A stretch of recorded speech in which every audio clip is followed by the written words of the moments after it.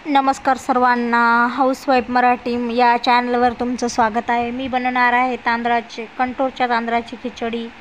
तर खिचडी बनवण्यासाठी मी 2-3 कप तांदूळ घेतले आहेत।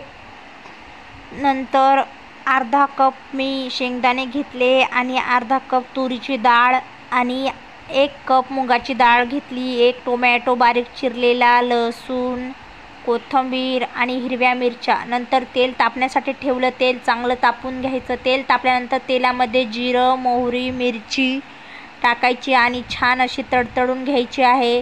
नंतर हे सर्व मिक्स करायचं आणि व्यवस्थित भाजून घ्यायचं तेलामध्ये। नंतर मिरची आणि लसूण व्यवस्थित भाजला की टोमॅटो टाकायचा। टोमॅटो 2 मिनिटं परतून घ्यायचा। नंतर लाल तिखट, चिमूटभर हळद आणि खिचडीचा मसाला टाकायचा आहे आणि व्यवस्थित हे मिश्रण मिक्स करून 2 मिनिटं असं ठेवायचं।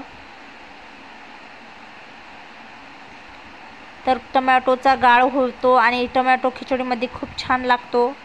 नंतर मी हे सर्व साहित्य तांदूळ, डाळी धुवून घेणार आहे। तर तांदूळ हे मी 2दा स्वच्छ पाण्याने धुवून घेणार आहे।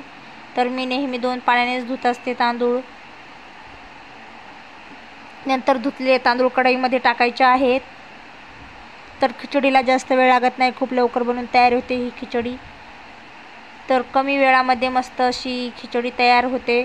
तर मस्त मिक्स करायचं आहे आणि याच्यामध्ये शिजण्यासाठी पाणी टाकायचं आणि मस्त अशी ही खिचडी शिजते। तर तुम्हाला जर हा व्हिडिओ आवडला असेल तर लाईक करा, शेअर करा आणि सबस्क्राईब करा आणि माझा व्हिडिओ पूर्ण बघितल्याबद्दल धन्यवाद।